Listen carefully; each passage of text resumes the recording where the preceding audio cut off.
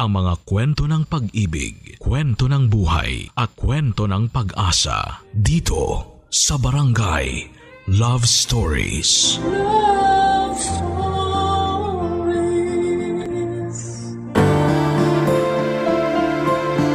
Mahal na ang lupa sa Metro Manila.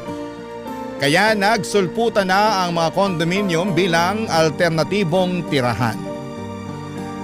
May mga amenities itong pwedeng ma-enjoy tulad ng swimming pool at gym, kaya marami ang naiingganyong manirahan dito.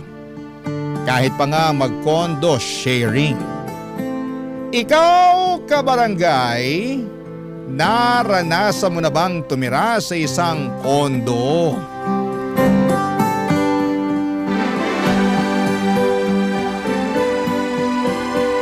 Dear Papa Dudut, ako po si Ruby at naisipan ko pong sumulat sa inyo kasi tingin ko ay kailangan ng mga kabarangay na nakikinig sa programa ninyo na maging babala ang naging karanasan ko, lalo na sa mga kababaihan.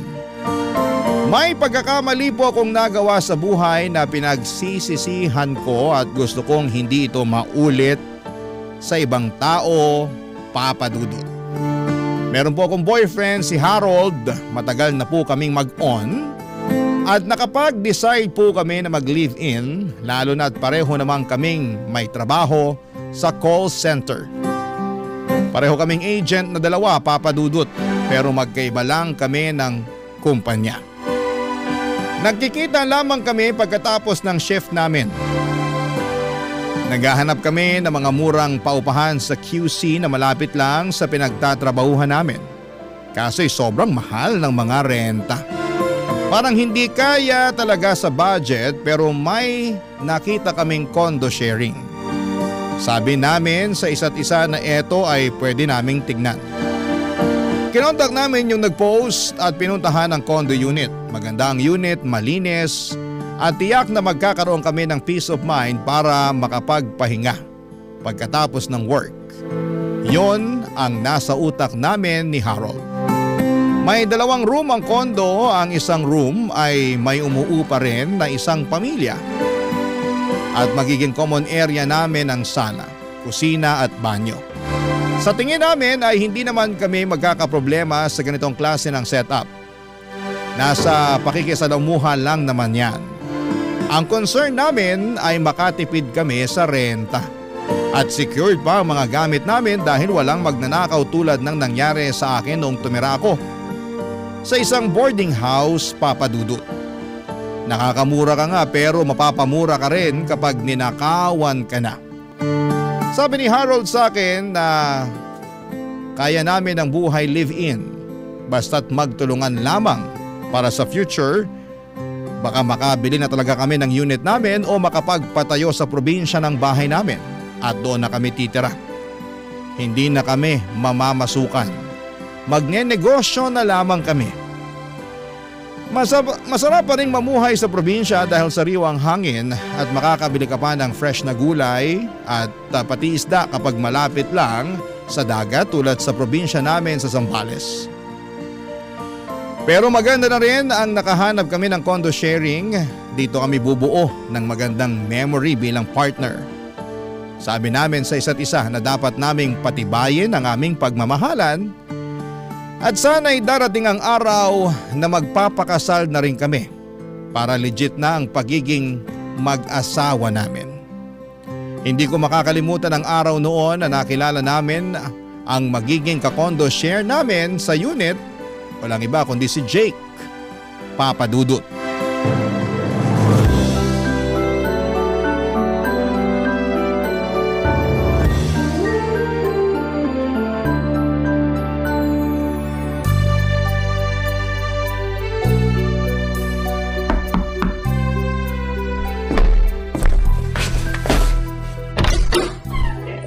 Hi!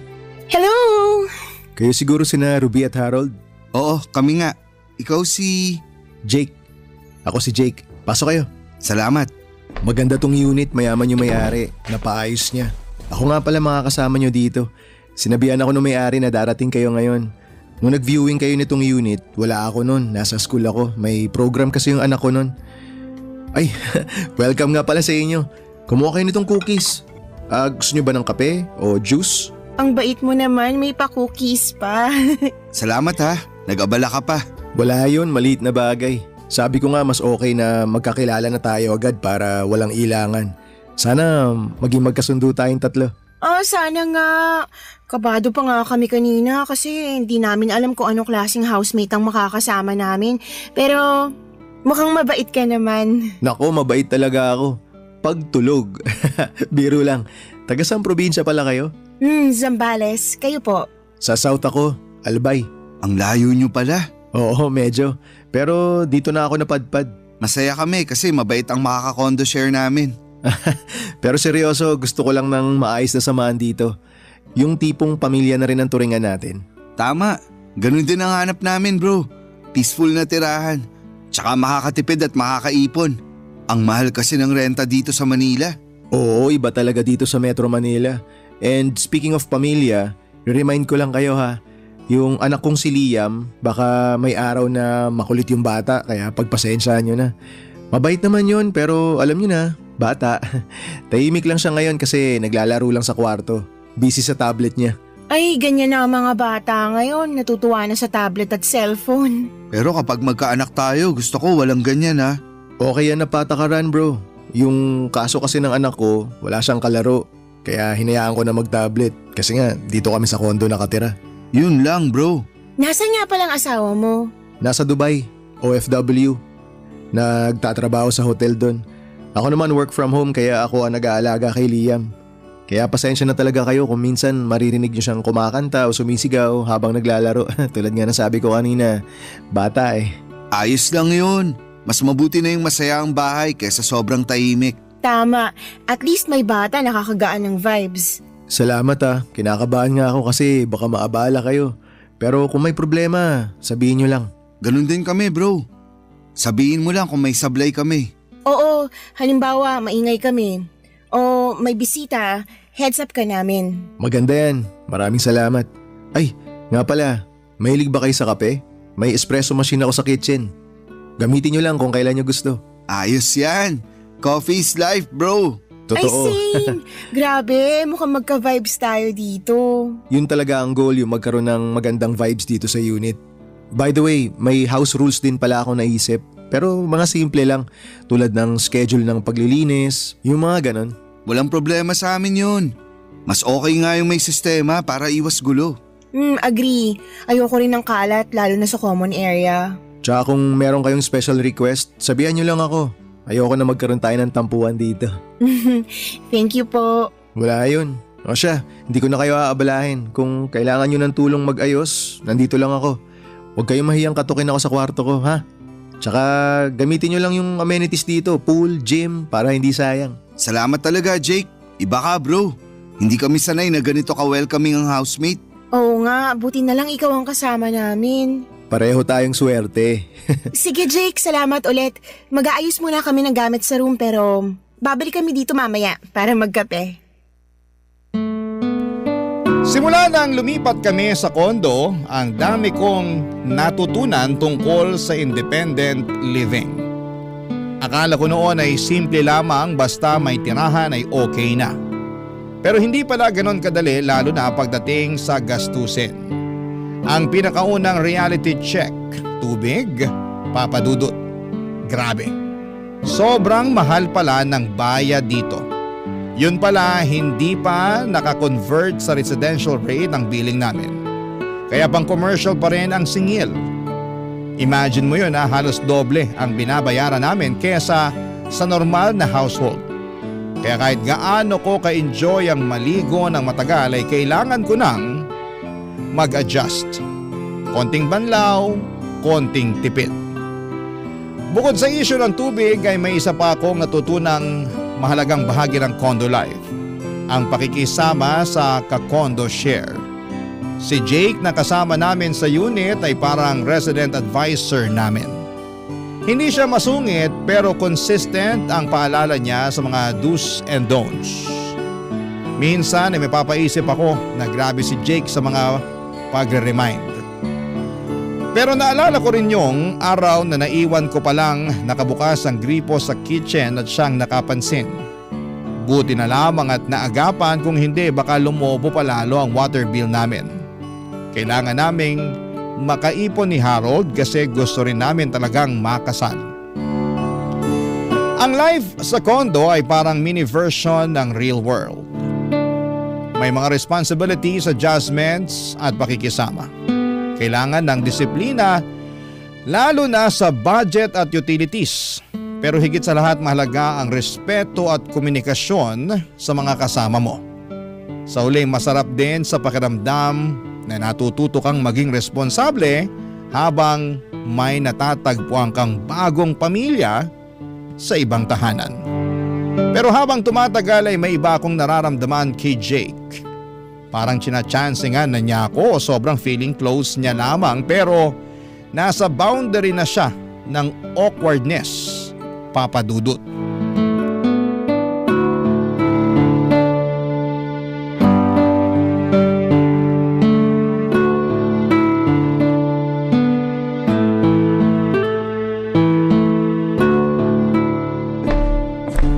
Oh, Ruby. Nasaan si Harold? Nasa trabaho na.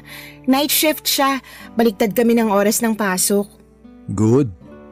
Ano po yon? Wala. Sabi ko, ikaw lang pala naiwan ngayon. Oo. Ganun na nga. Kumusta naman pagsasama niyong dalawa? Okay naman? Opo, getting stronger. Bakit po? Wala lang. Curious lang. Tagal niyo na rin ha? Forever na ba kayong dalawa? Gusto kong siya na. Gusto kong matupad yung mga dreams namin. Bakit ganyan po ang mukha niyo, Jake? Parang may duda ka. Hindi naman sa ganun, pero alam mo yun, minsan kasi akala mo forever na tapos biglang hindi pala. Ang pessimistic mo naman. Magiging okay ang takbo ng relasyon namin ni Harold. Naniniwala ako dyan. Eto tanong lang masaya ka ba talaga sa kanya? Di ba nung isang araw lang nag-away kayo? Yun. Konting hindi pagkakaunawaan lang. Normal lang naman yun. Kayo ba ng asawa mo hindi nag-aaway? Teka lang po, bakit ba parang ang dami mong tanong tungkol sa amin? May gusto ka bang sabihin? Wala, ano ka ba? Nag-uusap lang tayo.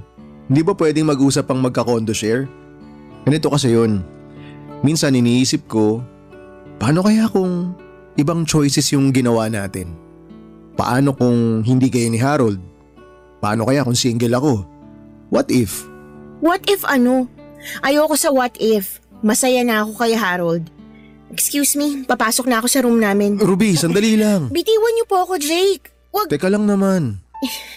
Nararamdaman kong pinopormahan mo ko pag wala si Harold Please, gusto kong maging magandang samahan natin dito sa condo. May Harold na ako, alam mo yun. Tsaka, may asawa ka na. May anak kayo, si Liam. Hindi ko naman nakakalimutan yun Pero wala naman dito yung asawa ko ngayon. Diba? Jake, hindi mo pwedeng sabihin yan kahit biro Hindi ako nagbibiro. Hindi mo ba nararamdaman? Laging may something kapag nagkikita tayo. Oo, aaminin ko. Pinopormahan kita. Hindi ko maipaliwanag pero parang may parte na ng pagkatao ko na hinahanap-hanap ka. Tigilan mo ko. Huwag mo na akong guluhin, pwede ba? Pwede kitang isumbong kay Harold o sa may-ari ng kondo. Ruby, hindi ko intensyon na manggulo. Pero aminado ako. Nung una kitang nakita, gandang-ganda na talaga ako sa'yo. Jake, hindi ko alam kung anong gusto mong mangyari. Pero malinaw ang sa'kin. Ayaw kong magkasala. Please, wag mo naman tong gawin sa asawa mo at sa anak mo. At hindi ako kaladkaring babae. Ruby, hindi mo ba ako pwedeng magustuhan?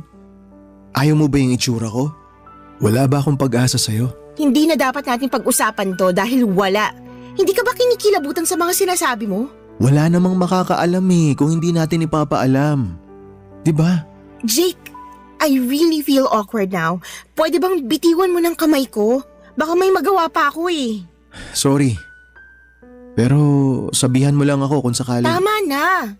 Hindi kita gusto at wala akong balak na gustuhin ka. Pwede bang pagtuunan mo na lang ng pansin niyang anak mo?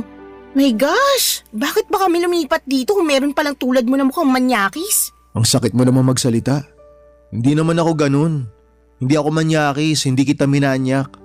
Gusto lang talaga kita. Nagbakasakali lang ako. Pero sige, titigilan na kita. Sorry. Sige na, wag mo na ako ilagay sa sitwasyon na pwede mong pagsisihan. Nirerespeto kita. Nirerespeto ka namin ni Harold. Sana respetuhin mo rin kami.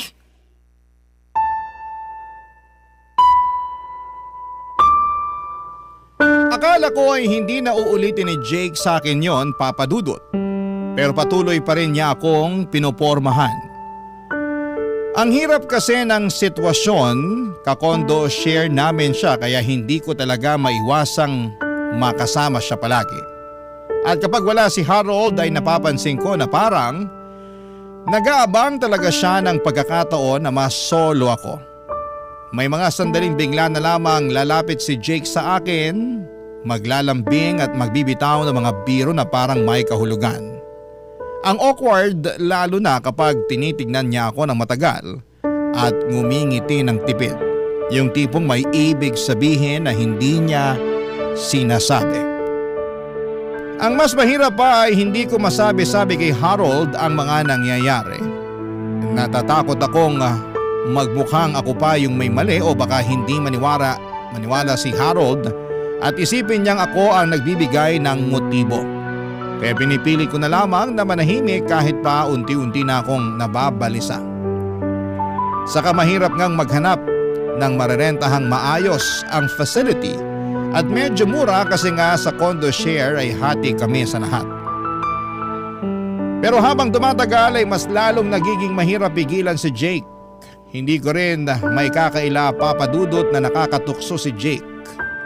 Gwapo siya at aminado ako roon. Malalim ang mga mata niya na parang laging may binabasa sa akin. Yung tipong tititig siya at biglang magpapalipad ng biro na mapapaisip ka kung seryoso ba o nagjo-joke lang. Sa tuwing magpapakita siya ng lambing ay parang may iba siyang karisma. At ang mas mahirap tanggihan ang hubog ng katawan niya. Paano ba naman laging naka-fit na shirt at kung minsan pa ay bigla na lamang magtatanggal ng suot na pangitaas kapag mainit. Lalo na kapag galing siya sa gym ng kondo. Sino ba naman ang hindi matutukso? Para siyang si Wendell Ramos, nakakatakam. Pero hindi lang yon, mabait din si Jake. Yon, Papa Dudut, ang mas nakakalito. Kasi hindi siya mahirap mahalin. Kung single lang talaga ako sa mga simpleng bagay, ay nagpapakita siya ng malasakit. Minsan ay binibigyan niya ako ng pagkain kapag alam niyang pagod ako at may mga pagkakataong nagiging masaya ako kapag nandyan siya. Na para bang nakakalimutan kong may Harold na ako. Kaya lang, Papa Dudut, alam ko pong mali. Hindi ko dapat hayaang malunod ako sa tukso. Pero paano kung mismong tukso na ang laging nasa tabi mo? Tuwing gabi ay iniisip ko kung dapat ko bang sabihin kay Harold ang mga ginagawa ni Jake na paramdam sa akin o hayaan ko na lamang. Pero paano kung ako na itong unti-unting nahuhulog? Papa Dudut. Barangay Love Stories. Barangay Love Stories. Papa Dudut, dumating ang panahon na halos hindi na talaga kami magkasundo ni Harold. Ang hirap kasi ng sitwasyon namin, magkaiba ang shifting namin sa trabaho. Panggabi siya habang pangumaga naman ako. Madalas paalis pa lamang ako ng bahay, siya naman ay kakarating lamang mula sa trabaho. At kapag uuwi na ako ng hapon ay tulog naman siya para maghanda sa kanyang shift. Parang dumating na kami sa punto na nagiging parang mga boardmate na lamang kami. Nagkakasalubong pero bihirang magkausap ng maayos. Minsan ay nagkakainitan pa ng ulo namin kapag pilit naming sinisingit ang pag-uusap kasi pareho kaming pagod. Dahil sa ganitong sitwasyon, si Jake ang mas madalas kong nakakasama sa gabi. Siya yung tipo ng tao na laging handang makinig at sumabay sa mga trip mo. Mapakapi man yan o simpleng tambay lang. Sa totoo lang ay nakakapawi rin ng pagod ang presensya niya. Wala siyang halong pressure kapag kasama ko siya. Parang ang gaan-gaan lang. Nawala yung takot ko sa kanya kasi mas hindi na tulad ng encounter ko sa kanya na harapan niya talagang sinabi na gusto niya ako. Maingat na siya na hindi ako mailang. Kaya ang pagkagusto niya sa akin ay hinahayaan ko na lamang kasi masarap pala siyang kasama. Pero hindi ko rin maitatanggi, Papa Dudut, na habang lumilipas sa mga gabi ay mas nagiging komplikado ang lahat. May mga simpleng hawak sa braso na alam kong sinasadya niya dahil open naman siya sa akin na gusto niya ako. Iba ang titig niya sa akin. Nakakagulo ng isip kapag tinitignan ko ang mukha niya. Hindi ko rin maiwasang ikumpara siya kay Harold. Si Harold na dati laging sweet ay naging malayo na sa akin. Naintindihan ko naman na pagod siya sa trabaho pero hindi ko maiwasang hanapin yung dating kami. Yung masaya, laging may oras para sa isa't isa. Kay Jake ko yon naramdaman at doon ako takot. Ayokong malunod sa atensyon na binibigay niya. Tuwing gabi pag uwi ko iniisip ko kung mali na ba itong nangyayari. Pero sa totoo lang, Papa Dudut, ang hirap pigilan kapag ang lungkot mo napapalitan ng saya pero sa piling pa ng iba. At tuwing nag-aaway kami ni Harold, naiisip ko ang magandang samahan namin ni Jake. Para kasing walang linggo na hindi kami nag-aaway ni Harold noon, Papa Dudut.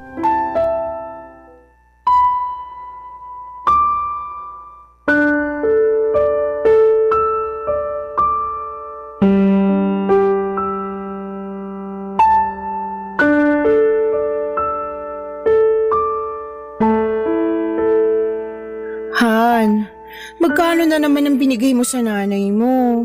Bakit? Ano na naman ba to, Han? Ano pa ba? Ubus na naman ang pera natin, 'di ba? Kalahati ng sweldo mo napunta sa kanila. Alam mo naman na nag-iipon tayo eh. Paano yung wedding natin? Malayo pa tayo sa target nating budget. Eh anong gusto mo? Hayaan ko silang magutom? Hindi naman sa ganun, pero paano tayo? Wala na naman tayong ipon. Tsaka sa atin pa nga lang kulang na eh. Buti sana kung kumakain ka lang ng gulay. Alam naman natin na malaki ang gastos natin sa pagkain, di ba? Kahit condo share tayo dito, malaki pa rin yun. Ang hirap kaya mag-budget. Ruby naman, hindi ko sila pwedeng pabayaan. Magulang ko sila. At ako, hindi pa dapat iniisip mo rin ako? Ito na naman tayo. Uuwi ka nga sa bahay pero ito naman ang madadatnan mo. Huwag mong ibahin ang usapan, Harold. Nandyan na ako na magulang mo sila. Pero parang ikaw na halos bumubuhay sa kanila. At saka dun sa kapatid mong batugan. Nagiging argument na to, Ruby. Tigilan na natin to. Wala na tayong natitira para sa sarili natin. Kahit hindi na nga matuloy ang kasal eh. Ang sakin lang, paano kung magkasakit tayo? Paano kung may biglang emergency? Kaya nga tayo nagtatrabaho, di ba? Para matustusan ang pangangailangan ng lahat. Hindi, Harold! Hindi natin responsibilidad ang buong pamilya mo. Bakit ba parang ako pa may kasalanan na gusto ko tayong mag-ipon? Gano'n naman dapat eh. Bubuo na tayo ng pamilya. Dapat paghandaan natin to. Hindi na pwedeng ganito lang tayo. Alam kong gusto mong mag-ipon, Ruby. Pero hindi ko kayang talikuran ng pamilya ko. Hindi ko kayang magsawalang bahala na lang. So ano? Magpapakahirap tayo habang buhay para lang suportahan silang lahat? Hindi tayo yayaman sa ganito. Kahit kailan hindi tayo uusad. Pwede ba tumigil ka na? Ganito na lang parate? Gusto mo akong pinapa-shut up? Hindi sa ganun. Ewan ko ba sa'yo? Halos araw-araw na lang ganito tayo. Wala bang araw na hindi tayo tahimik? Eh kasi naman ikaw naman parati nagdadala ng problema. Ako? Ruby naman. Parang wala ka nang nakitang mabuti sa akin. Pati tong pagbibigay ko ng pera sa kanila ginawa mong issue. Issue naman talaga. Kasi we're partners, Harold. Anong gusto mong gawin ko, Ruby? Putulin ang relasyon ko sa kanila? Kalimutan na lang na may nanay at tatay akong umaasa sa akin? Hindi ko sinasabing putulin mo sila. Pero dapat pwede nilang maintindihan na may sarili ka ng pamilya. Hindi pwedeng habang buhay sila nakaasa sa'yo. E di magpakasal na lang tayo para matauhan sila. Kahit tayo na lang. Wala yung plano natin na engrande. Para malaman nilang may pamilya na akong inuuna. Yun ba ang gusto mo? Ha? Oo. Pwede naman kung yan ang solusyon para matigil na tong kahibangan na parang wala kang sariling buhay. So pakakasalan mo lang ako para tumigil sila sa panghihingi? Ganun ba? Hindi dahil mahal mo ako? Ano bang pinagsasasabi mo? Hindi ba obvious na mahal kita? Kahit nga hindi matuloy yung pangarap kong kasal, handa ako dahil mahal kita eh. Pero paano tayo mabubuhay kung puro na lang tayo bigay? Di mo lang naiintindihan, Ruby. Kung ikaw ang nasa posisyon ko, kaya mo bang tiisin ang magulang mong humingi ng tulong? Paano naman ako, Harold? Bakit akong kailangang magtiis? Dahil mahal kita. Dahil gusto ko magsimula tayo ng pamilya. Pero hindi ko sila basta iiwan. Alam mo, Harold, minsan pakiramdam ko hindi tayo partners eh. Parang ako ang taga-remind lang sa'yo na dapat mong unahin ang sarili mo. At ako, pakiramdam ko parang gusto mong maging makasarili ako. Ano? Hindi ganun. Hindi pagiging makasarili ang unahin ng kinabukasan natin, Harold. Di mo kasi talaga naiintindihan, Ruby. Kung nagkapalit tayo ng sitwasyon, malalaman mo kung gaano kahirap ang pinagdadaanan ko. At ikaw, naiintindihan mo bang nararamdaman ko? Ano pa bang gusto mong gawin ko, ha? Sabihin mo. Ayoko na ng ganito, Harold. Ayoko na ng paulit-ulit na ganito. Ano? Gusto mong maghiwalay na lang tayo? Hindi ko alam. Ang alam ko lang, pagod na ako sa ganitong klase ng buhay. Masakit para sa akin ang naging away namin ni Harold Papadudut. Hindi ko inakala na hahantong kami sa ganitong sitwasyon. Mahal ko siya pero sa galit at sama ng loob ko ay may mga salitang nabitawan ako na hindi ko na mababawi. Hindi ko alam kung dahil sa bugso ng damdamin o dahil matagal ko nang kinikimkim ang sakit, pero kahit ano pang dahilan ay nasaktan ko siya. At alam kong nasaktan din ako sa mga nangyari. Pagkatapos ng aming matinding pagtatalo, pakiramdam ko ay parang naubos ang lakas ko. Hindi ko alam kung saan ako pupunta at kung sino ang dapat kong lapitan. Doon pumasok si Jake sa picture. Siya ang nag-comfort sa akin sa panahon at pakiramdam ko ay nag-iisa ko. Hindi siya nagtanong, hindi niya ako pinilit magsalita at hinayaan lamang niya akong umiyak at ilabas ang bigat ng loob ko. Ramdam ko ang sincerity niya sa pakikinig at sa pagbibigay ng pag-aalaga. Sa kanya ko naramdaman ang init ng isang taong handang dumamay. Pero hindi pa doon natapos ang lahat, Papadudut. Nasundan pa ng isa pang away ang nangyari.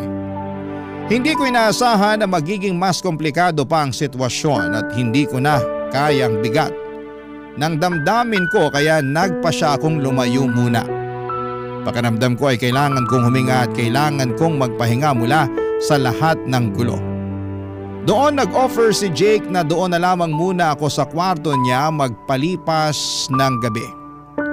Alam kong hindi yon tama pero pumayag ako. Ang mahalaga lang sa akin ay ayokong matulog sa room namin ni Harold kahit wala siya at pumasok na sa trabaho. Habang nakahiga ako sa kama ni Jake ay hindi ko maiwasang balikan ang mga nangyari. Napatanong ako sa sarili ko, tama ba ang ginawa kong desisyon? Tama bang dito ako nagpunta? Pero sa kabila ng lahat ng tanong sa isipan ko, ang sigurado lamang ako ay isa. Pagod na ako. Gusto ko lang mapag-isa kahit saglit. Gusto ko lang maramdaman na may isang tao pa rin na nandyan para sa akin. Kahit na hindi ko siya hiningi, Papadudut. At sa gabing yon si Jake ang naging sandalan ko, Papadudut.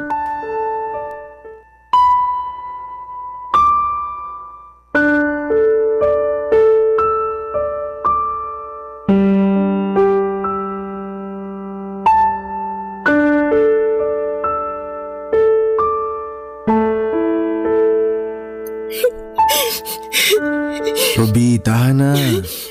Siguro, kailangan mo nang matulog para naman magkaroon ka ng lakas. Grabe din yung away niyo kanina ni Harold eh. Pasensya na talaga, Jake. Hindi ko alam kung saan ako tatakbo. Ang sama-sama lang talaga ng loob ko. Marami akong sinakripisyo para sa relasyon naming dalawa pero hindi pa rin kami magkasundo. Eto ako lang to ha. Baka siguro hindi talaga kayo para sa isa't isa. I'm sorry pero yung kasi yung nakikita ko eh. Huwag kang humingi ng sorry. Wala ka namang kasalanan eh. Mabuti nga't ang bait mo sa akin. Noon, akala ko… Akala mo ano? Akala ko hindi kita makakasundo. Sus, ako pa ba? Kaya nga nagmana sa akin yung anak ko eh. Kita mo naman, sobrang bait. Kasi marunong ako makisama. At sure ako na wala siyang problema ngayon dun sa camping nila. Hindi mo ba pupuntahan yung anak mo? Kaya na niya sarili niya. Tsaka nagsabi na rin ako sa teacher niya na kapag may problema, sana naman wala, i-message lang ako. Nakasave naman dun sa teacher yung number ko kaya pwede niya akong tawagan anytime. Mabuti kung ganun. Tinuturuan mo palang maging independent ang anak mo. Oo, kailangan eh. Ruby, pwede ba akong tumabi dyan sa kama? Ano? Kasi medyo maliit tong sofa eh. Mukhang di rin ako makakatulog dito, hindi komportable. Kailangan ko rin ng lakas para bukas kasi susunduin ko si Liam sa camping nila. Oo naman. Dito lang ako sa may gilid ng kama. Salamat.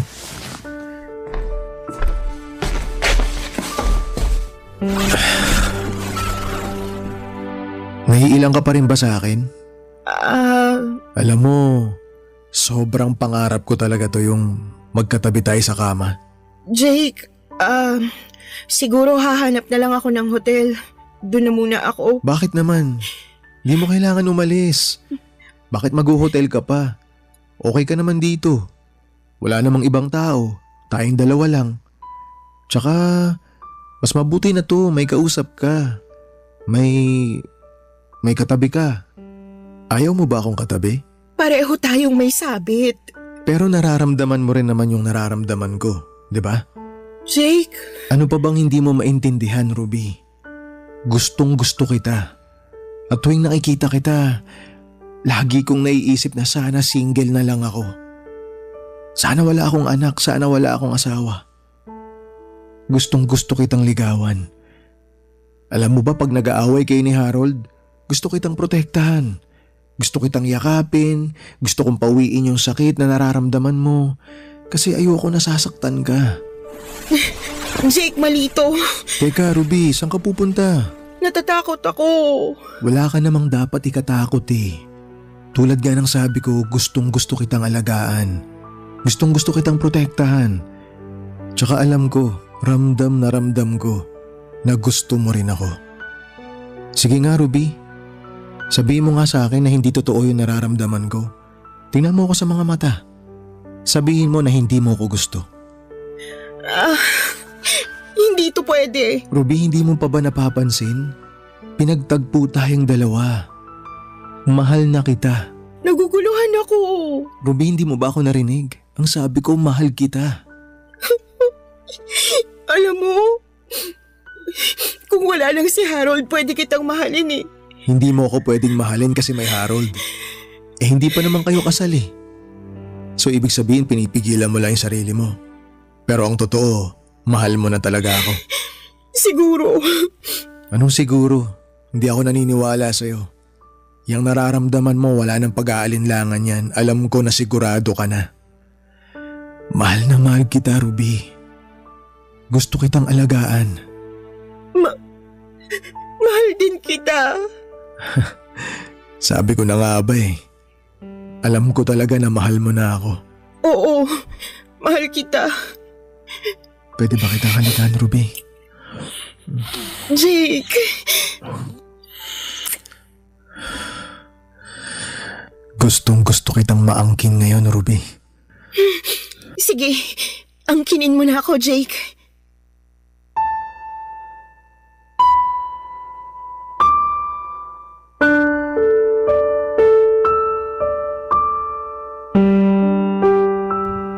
Papadudot may nangyari po sa aming dalawa ni Jake. At sa gabing yon ay hindi ko iniisip kung ano ang magiging kahihinatnan ng ginawa ko.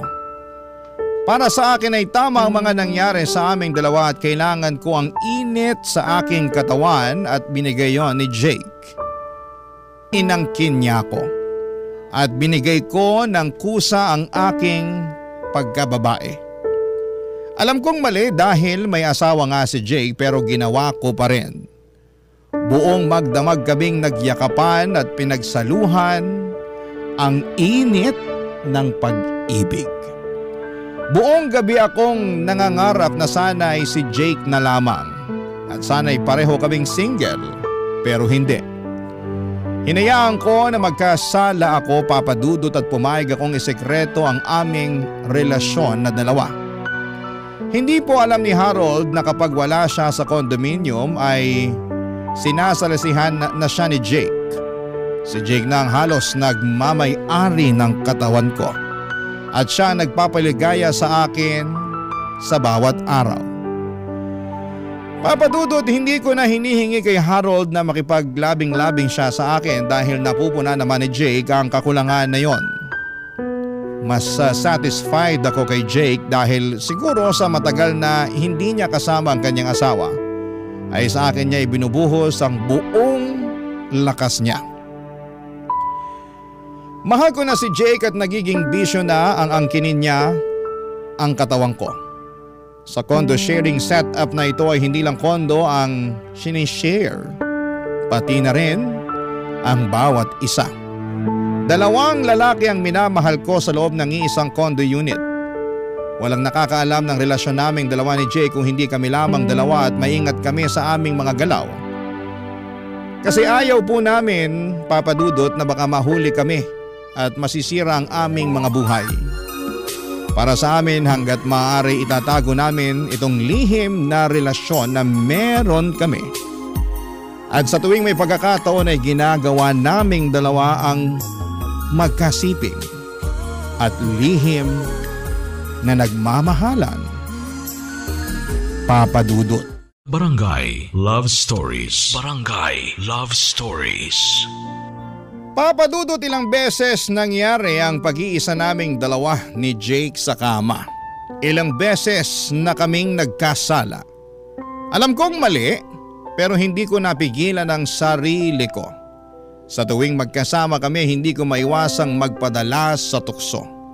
Masaya ako sa tuwing kasama ko siya at may kakaiba siyang pag-aalaga at atensyon na hindi ko nararamdaman kay Harold. Sa kanya, pakiramdam ko ay espesyal ako. Parang ako lang ang mahalaga sa mundo niya. Kaya naman paulit-ulit akong bumabalik sa kanya kahit alam kong mali. Paulit-ulit namin ginagawa sa room niya o sa room namin ni Harold kapag wala ang anak niya o wala si Harold. Parang kami ang mag-asawa kapag kami lang ang naiwan sa unit namin. Sa bawat pagkakataon na kami lang ni Jake ang naiiwan sa kondo, laging may kaba sa puso ko. Alam kong delikado ito, alam kong isang maling galaw lang ay maaaring mabuko kami. Pero sa kabila ng takot ay patuloy pa rin ang ugnayan at relasyon ko sa kanya. Lagi akong may dahilan. Isa na lang. Huling beses na ito. Pero nauulit at nauulit pa rin. Para akong isang taong nahulog sa isang malalim na hukay at hindi makaalis. Para akong isang asong nauulol sa kanya. Hanggang dumating ang araw na pinakakinakatakutan ko. Nahuli po kami ni Harold. Ang masayang mundo na binuo ko kay Jake ay biglang gumuho sa isang segundo. Hindi ko makalimutan ang itsura ni Harold nang makita niya kami. Para siyang namutla pero hindi siya agad nakapagsalita. Nanigas siya sa kinakatayuan niya at sa mga mata niya ay nakita ko ang sakit at galit.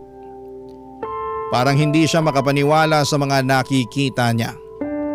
Alam kong nasaktan ko siya at sa totoo lang ay wala akong kahit na anong salitang pwedeng sabihin para mabawasan ang sakit na nararamdaman niya. Si Jake naman ay hindi agad nakapagsalita at nakagalaw. Para siyang natulala. Hindi rin niya alam kung paano magpapaliwanag. Kakatapos lang namin gawin ang bagay na yon sa kama at wala pa kaming saplot. Pareho kaming naka-underwear lang at hindi ako makagalaw. Hindi makatingin ang diretsyo kay Harold, Papa Dudut.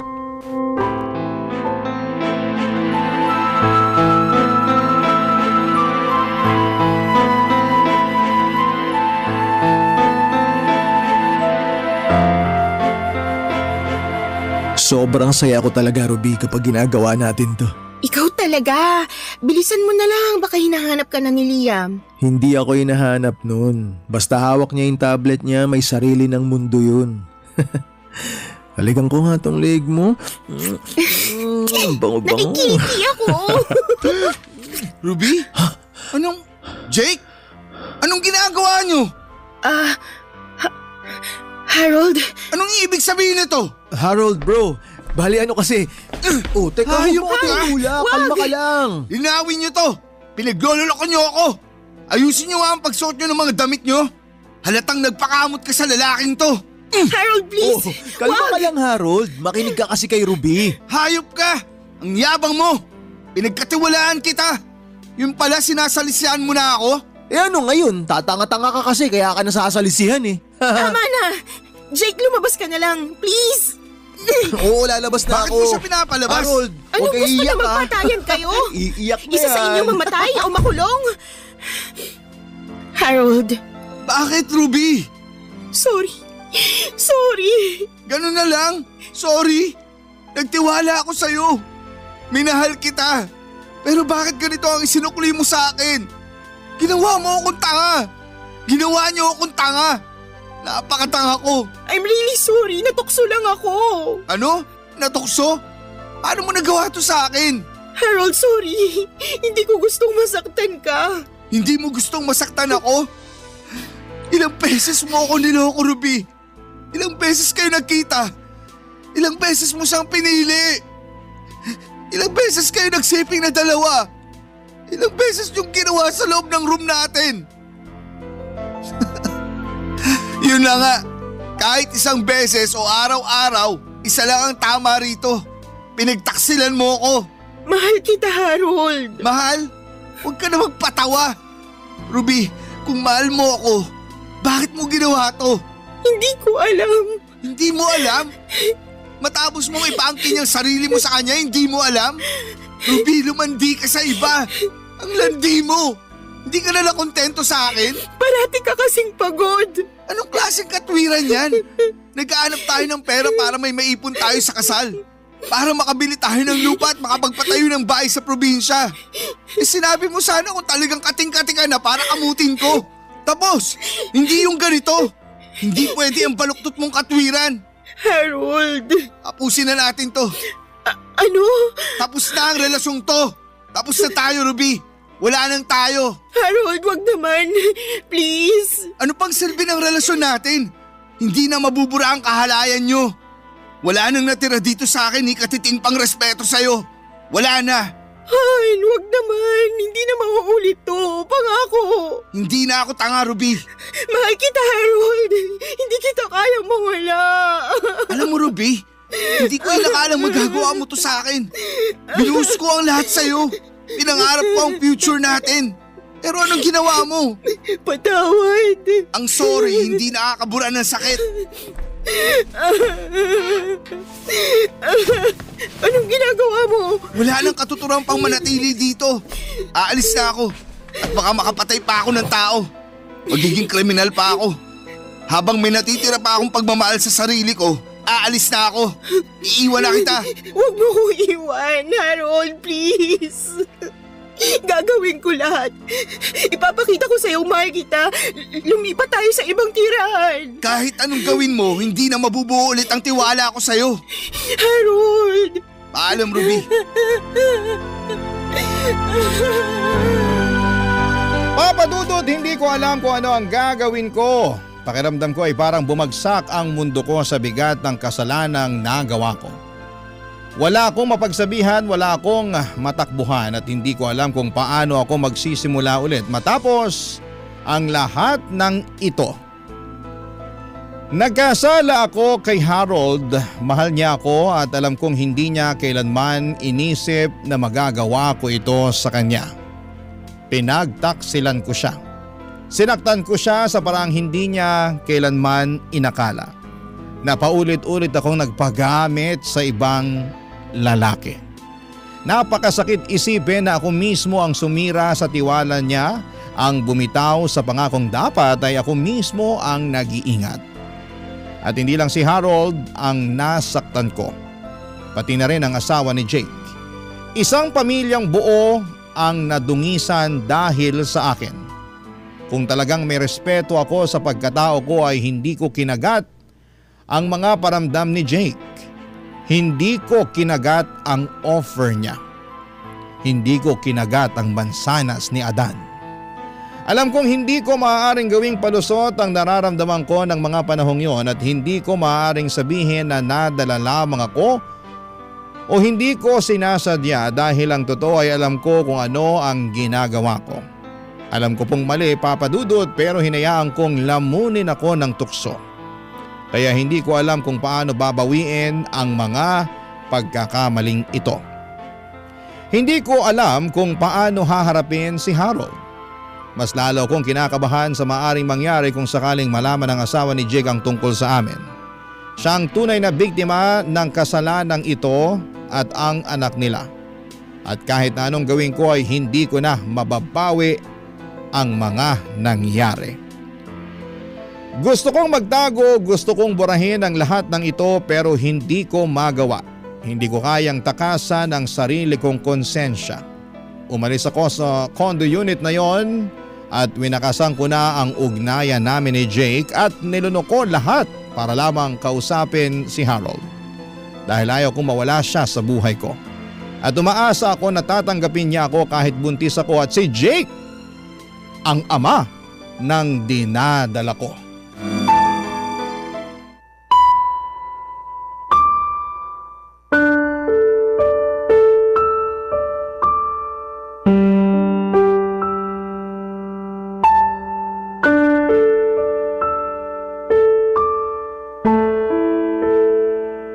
Harold, mag-usap naman tayo. Pwede ba? Ano pa bang pag-uusapan natin, Ruby? Harold, patawarin mo ko. Wala nang saysay ang paghingi mo ng tawad, Ruby. Tapos na tayo. Hindi pa ba malinaw sa'yo yun? Alam kong wala akong karapatang humarap sa'yo ngayon pero sana bigyan mo ako ng pagkakataon. Pagkakataon? Matapos mo akong lokohin? Matapos mo itapon ang lahat ng pinagsamahan natin? Ano ba sa tingin mo, Ruby? Na madali akong kumbinsin? Harold, alam ko nagkamali ako. Alam ko nasaktan kita. Nagpakagaga ako pero… Pero ano? Natukso ka lang dahil siya ang parati mo nakikita sa kondo? Dahil mas maganda ang katawan niya? Dahil ang gwapo niya? Huwag mong sabihin hindi mo sinasadya. Hindi aksidente ang pagtataksil, Ruby. Pinili mong gawin yan. Alam ko. Pero gusto kong itama ang mali ko. Mahal pa rin kita, Harold. Alam ko nasaktan kita pero sana bigyan mo pa ako ng isa pang pagkakataon. Mahal? Mahal mo ako? Pagmamahal ba ang tawag sa ginawa mo? Ruby, hindi ko na alam kung sino ka. Ang babaeng minahal ko noon, hindi niya kayang gawin to sa akin. Harold, buntis ako. Buntis? At gusto mong ako ang managot dyan? Wala ako ibang matatakbuhan. Wala ako ibang lalapitan. Ikaw lang. Ikaw lang ang meron ako. Ako lang? E di puntahan mo ang Jake mo. Kasi kung gusto mong palabasin ako ang ama, hindi tayo sure dyan. At kung ako man, hindi na rin ako babalik sa'yo. Harold, wala akong ibang gustong makasama kundi ikaw. Ruby, hindi ako tanga. Huwag mo naman akong gawing bobo. Sige na, umalis ka na. Baka ano pang magawa ko sa'yo. Harold, please naman. Hindi ko na alam ang gagawin ko. Sana naisip mo yan bago ka pumasok sa problemang yan. Pinili mo yan, Ruby. Pinili mong ipagpalit ako. Pinili mong humilata sa lalaking yun. Para kang higad na nangangati. Tapos ngayon, babalik ka sa akin dala ang bunga ng pagtataksil mo at aasa kang tatanggapin pa kita? At ang bonus, gusto mong pakuin sa akin ang batang hindi naman sa akin. Wow! Panalo ka dun ah. Ibang klase ka. Harold, please. Bitiwan mo ang kamay ko. Hindi ko to kayang itaguyod mag-isa. Wala nang ibang aako sa batang to. Hindi ko problema yan, Ruby. Hindi ko responsibilidad ang pagkakamali mo. Lulod ako. Mahal pa rin kita, Harold. Alam mo, Ruby, kung talagang mahal mo ako, hindi mo sana ako sinaktan ng ganito. Hindi mo sana ako niloko. Harold, anong gagawin ko? Hindi ko na alam, Ruby. Basta ang alam ko lang, wala ka nang babalikan sa akin. Sige na, umalis ka na. At tama na yung pag-load mo. Hindi ako santo. Tsaka hindi ako nadadaan sa mga ganyan. Hindi mo awala ang panluloko mo sa akin. Hindi maalis-alis sa utak ko yung nakita ko. Yung nadatnan kong kayupan yung dalawa. Kaya umalis ka na. Alis! Harold! Ano pa bang gusto mo mangyari? Kakalad ka rin kita paalis dito? Yun ba ang gusto mo? Sige! Halika! Doon ka sa labas! Harold! Umayos ka! At huwag na huwag ka nang magpapakita pa sa akin! Papa Dudut, sobrang bagsak na bagsak ang pakiramdam ko ng mga oras na yon. Feeling ko ay iniwan ako ng mundo at feeling ko ay eto na ang bunga ng pagtataksil ko kay Harold. Hindi ko siya masisisi sa ginawa niya, ako naman ang may kasalanan ng lahat. Naging selfish ako at pinili ko ang mali at mas bumagsak ang mundo ko nang nalaman na ng buong pamilya ko at maging ng mga tao sa probinsya ang nangyari sa amin. Wala na po akong mukhang maiharap sa kanila at hindi ko alam kung paano ko haharapin ang mga kamag-anak ko. Lalo na sina mama at papa na tiyak na nasaktan at nadismaya sa akin. Ramdam ko ang bigat ng mga matang nakatingin sa akin, mga matang puno ng panghuhusga at pagtataka at pagkadismaya. Alam kong may mali akong nagawa at hindi ko rin naman masisisi si Harold na ipagkalat ang mga nangyari. Nasaktan siya ng husto, kaya hindi na niya napigilan ang sarili niyang maglabas ng sama ng loob. Pakiramdam niya ay nawala ang respeto niya sa sarili niya kaya hindi niya naisip ang magiging epekto nito sa akin. O baka naman gusto niyang ipahiya ako para maramdaman ko rin ang sakit at kahihiyan na nararamdaman niya. Hindi ko alam kung paano ko haharapin ang pamilya ko at naiisip ko pa lamang ang sasabihin nila ay parang gusto ko nang lumubog sa lupa. Alam kong marami silang itatanong, paano nangyari ito? Bakit umabot sa ganito? Hindi ko alam kung paano ko aayusin ang buhay ko matapos ang iskandalong ito. Mula nung kumalat ang balita ay hindi na ako mapakali. Hindi ko alam kung paano ako makakatakas sa mga mata ng mga tao sa paligid ko. Kahit saan ako magpunta, pakiramdam ko ay may mga matang sumusunod sa akin, mga matang punong-puno ng pang-uusisa at panghuhusga. Mga bibig na puno ng panghuhusga sa akin. Kahit sa bahay na inuupahan ko sa ngayon, hindi po ako mapalagay. Kahit wala silang alam, parang nahihiya akong humarap sa mga tao. Pati na rin sa bago kong pinasukang trabaho, nahihiya ako sa nagawa ko. Wala po akong ibang masisisi kundi ang sarili ko. Alam kong may mga desisyon akong nagawang mali. Alam kong hindi ko dapat hinayaan na umabot pa sa ganito. Pero huli na ang lahat. Nangyari na ang mga nangyari. Ang tanong na lang ngayon ay paano ko ito haharapin? Paano ako babangon mula sa kahihiyang ito? At paano ko mababawi ang respeto ng mga taong minsan ang naniwala sa akin? Sobra po akong nasaktan. Lumipat sila ng ibang tirahan, Papa Dudut, sina Jake at ang kanyang anak. Hindi ko na alam kung nasaan siya. At inilipat niya rin ang kanyang anak sa ibang eskwelahan. Ayaw ni Jake na panagutan ang anak ko.